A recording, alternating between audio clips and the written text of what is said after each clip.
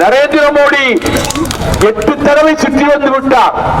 8 தடவை என்ன 80 தடவை சுற்றி வந்தாலும் நீங்கள் தோற்கப் போவது உறுதி. இந்துத்துவ சக்திகள் அடிபட்டு வீழப் போவது உறுதி. அதில் எந்த சந்தேகமும் கிடையாது. ஒரு 4 மாத காலத்துக்கு முன்னால் இந்துத்துவ சக்திகள் எல்லாம் சேர்ந்து வாரணாசியிலே ஒரு கூட்டம் போட்டார்கள். சனாதன சத்பவ் என்று அதற்கு பெயர் சூட்டினார்கள்.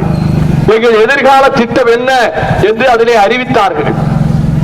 32 பக்கத்துக்கு அந்த ஆவணம் வந்தது. அதிலே முதல் வரி என்ன தெரியுமா? இனிமேல் இந்த நாட்டுக்கு இந்தியா என்ற பெயர் கிடையாது, பாரத் என்ற பெயர் மட்டும்தான் இருக்கும்.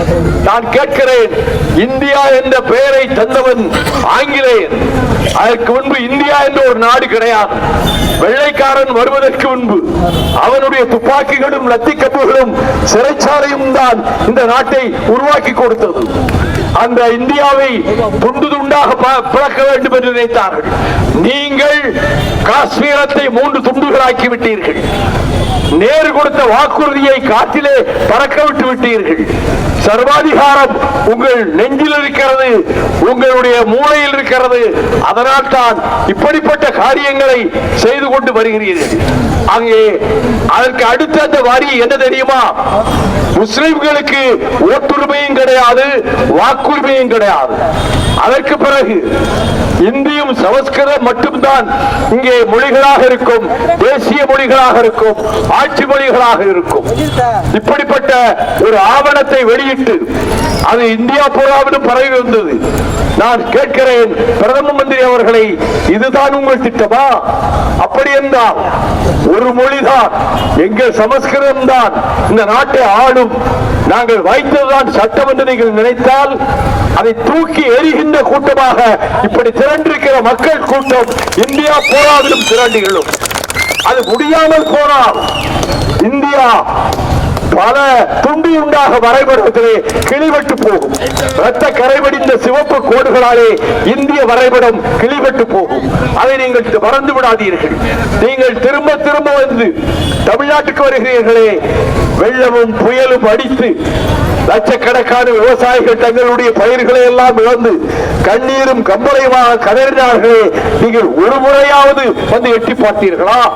எங்கள் முதலமைச்சர் தளபதி மு க ஸ்டாலின் அவர் எல்லா இடங்களுக்கும் வந்தார், எல்லா இடங்களையும் பார்வையிட்டார். நீங்கள் எட்டி பார்க்கவில்லை. அதை போல துப்பாக்கிச்சூடு நடைபெற்றதே மணிப்பூர், அங்கும் நீங்கள் போகவில்லை. இன்றைக்கு தமிழ்நாட்டிலே ஒரு திராவிட இயக்கத்தை அழிப்பேன் என்று சொல்லிக் கொண்டு 8 முறை இந்த தமிழகத்துக்கு வந்து விட்டீர்கள்.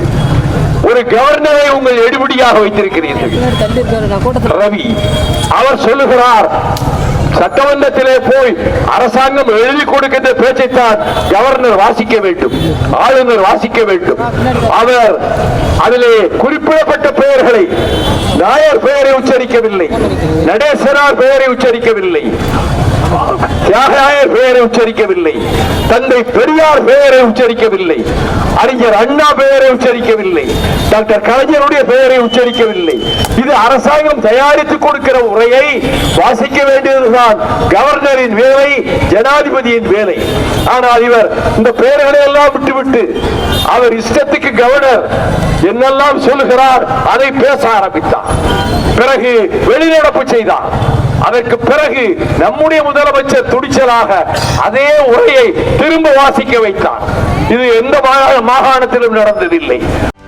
செய்திகளை உடனுக்குடனும் துல்லியமாகவும் தெரிந்து கொள்ள சப்ஸ்கிரைப் பண்ணுங்க.